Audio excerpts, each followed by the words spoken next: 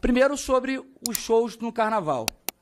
A senhora é uma artista renomada, é uma artista que já está no mercado desde a década de 80, é uma pessoa que se tornou uma celebridade nacional e sempre fez shows, e é verdade que muitos sempre a contrataram. Mas desde o momento em que a ministra assume um munus público, um ofício como ministra, a senhora tem que se abdicar das suas funções. E a senhora fez após assumir o cargo, enviou à Comissão de Ética da Presidência da República um questionamento se podia cantar em shows que já havia acertado antes de entrar no governo. E isso foi deferido à Comissão de Ética da Presidência da República, disse que, de fato, a senhora poderia fazer esses shows, mas shows posteriores deveriam ser feitos somente com dinheiro privado. Quanto a esse ataque, como a senhora não pudesse fazer show, eu fico me perguntando, o governo Bolsonaro teve ministro que era médico e não deixou de atender paciente. Teve ministro que era advogado e não deixou de atender os seus clientes. Agora, porque é uma cantora, porque é uma pessoa da área cultural, tem que abdicar, e nós vamos abrir mão de poder continuar contando com sua presença no Carnaval de Salvador? De jeito nenhum. Não é possível. Nós, baianos, queremos a senhora ministra, mas não vamos abdicar da sua participação, né? E é bom lembrar que o quanto isso é hipocrisia, é demagogia, na verdade, do que desses que têm buscado atacar essa questão. Sobre os comitês de cultura e os pontos de cultura, os avanços, ampliação importante, todo o processo, mas eu quero ressaltar novamente os ataques que são feitos e a estratégia deles, né? Mentem, difamam, caluniam, trazem informações inverídicas. Todos eles são credenciados, têm editais, têm processos transparentes, republicanos, da mesma forma que o recurso repassado para os municípios vai para todos os municípios. Qualquer produtor cultural, qualquer associação, qualquer instituição que seja, né, esteja habilitada a se apresentar, pode fazê-lo. O problema é que eles não querem que a política cultural avance, não querem permitir que isso se estruture, se estabilize e fazem esses ataques aí permanentes. Antes de começar aqui a minha explanação, eu gostaria de restabelecer a verdade, já que eu ouvi aqui da deputada Lídice da Mata, sobre a questão... Calma, deputada. Eu quero primeiro falar a respeito da afirmação que a senhora fez sobre a lei Rouanet. Calma, minha amiga. Calma, deputada. Ela disse que no governo Bolsonaro aumentou o uso da lei Rouanet. Isso é uma inverdade. Porque, para vocês terem uma ideia, só no primeiro ano do governo Lula foram 16,5 bilhões para a captação de recursos.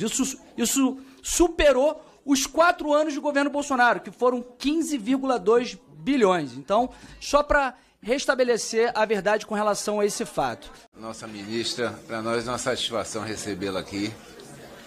Para nós baianos, inclusive, é muito orgulho.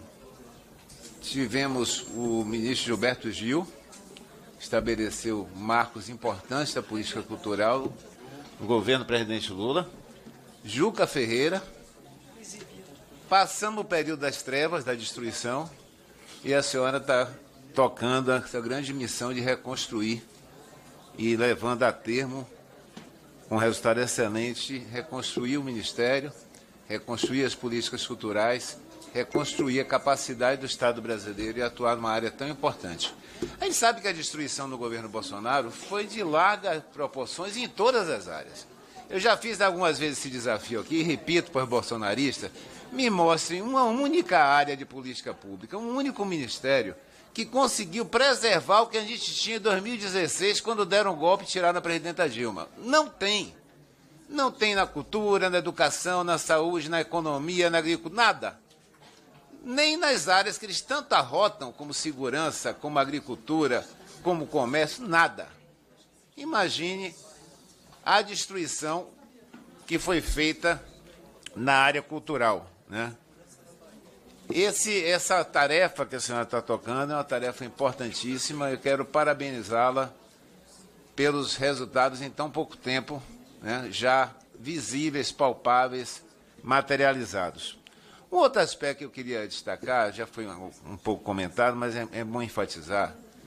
A cultura é importante para a identidade nacional, ela é importante do ponto de vista da formação de um povo, todos os aspectos que podem ser lembrados, mas nós não podemos deixar de lembrar que a economia da cultura, que a economia criativa é essencial nos marcos atuais e será ainda mais nos próximos anos. Se você for observar no Brasil e no mundo, a economia da cultura tem crescido, tem ampliado. E a cada dia, novas formas, novas possibilidades se agregam. Nós estamos falando, a senhora chamou a atenção aí, já é mais de 3% do PIB. Mais de 3% do PIB. A saúde, que é um dos setores importantes, é 10% do PIB. Ou seja, a cultura hoje já representa 3% do produto interno bruto. Tem um peso gigantesco na economia. A senhora citou aí 7,8 milhões de trabalhadores envolvidos diretamente no setor cultural. Então nós estamos falando de geração de emprego, nós estamos falando de distribuição de renda, nós estamos falando de comida na mesa das pessoas, nós estamos falando de vida. O problema é que essas pessoas não conseguem observar e identificar que cultura gera trabalho, gera emprego. Para eles é como se fosse algo secundário, desprezível, desnecessário. Aí vem falar em prioridades aqui, como foi colocado. Prioridade, 15 bilhões para a cultura. Eu não vejo eles falarem dos quase 2 trilhões de reais do orçamento desse ano para pagar juros e amortização da dívida pública. Por que será?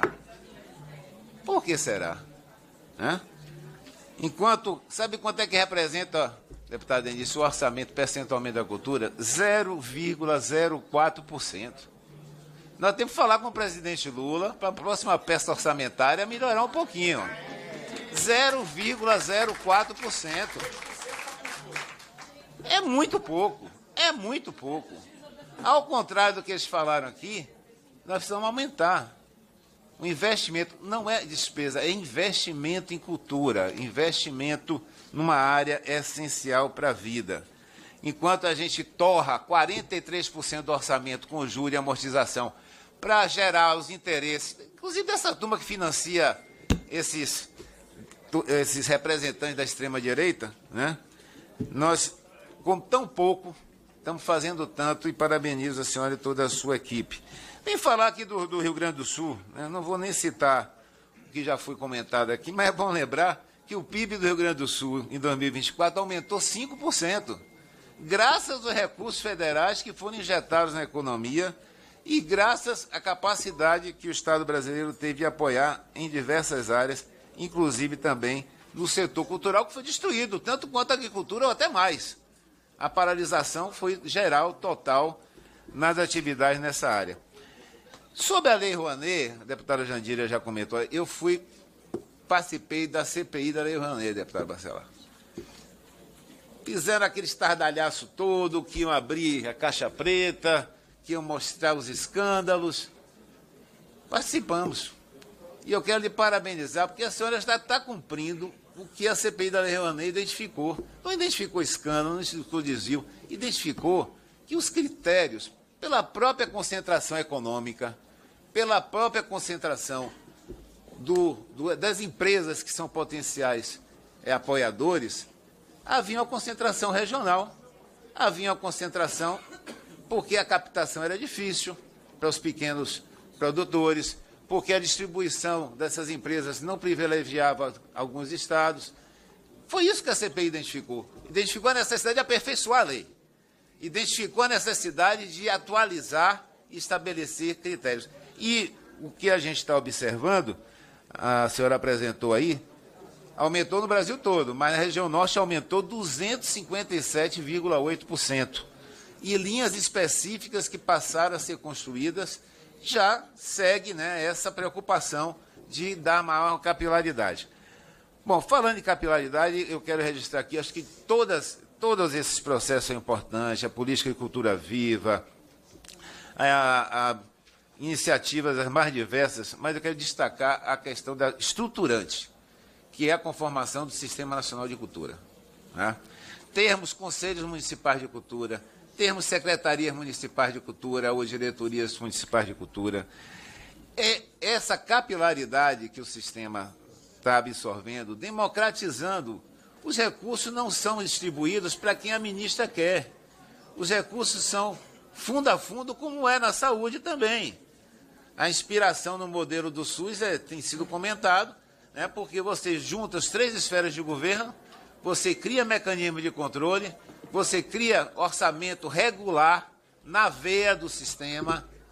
É dinheiro que você pode programar no orçamento municipal, pode programar as atividades com antecedência, pode programar os investimentos. Então, a criação desse sistema de cultura, Sistema Nacional de Cultura, ela é muito importante, ela é estruturante, ela pereniza a capacidade dessas políticas públicas em alcançarem resultados positivos, né? Eu quero, inclusive, também destacar a necessidade e a capacidade do sistema, e acho que já está sendo feito, pelo que a senhora apresentou, mas acho que precisamos investir mais, no processo de capacitação dos gestores culturais, capacitação dos produtores culturais, porque aqueles que têm mais dificuldade, muitas vezes não conseguem acessar editais, e quando conseguem, muitas vezes não fazem a prestação de conta adequada, não é por desvio, é por falta de capacidade técnica, falta de conhecimento. Então, é um investimento importantíssimo que precisa ser ampliado, é um investimento em capacitação técnica, seja dos gestores, seja dos produtores, dos comitês de cultura. Então, esse é um ponto que eu também queria